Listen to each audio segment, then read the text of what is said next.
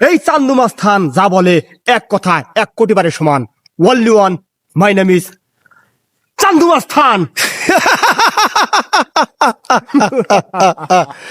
কিশোর চান্দু আস্থান, কিশোর।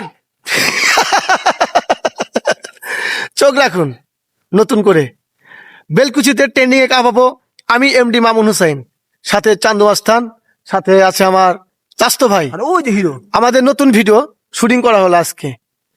আপনারা যারা নতুন ভিডিওতে শুটিং করতে চান তারা এমডি মামুন হোসেন প্রোফাইল পেজে যোগাযোগ রাখবেন, আপনাদের নিয়ে নতুন নতুন শুট দেব ইনশাআল্লাহ। ভিডিওটা ভালো লাগবে কি?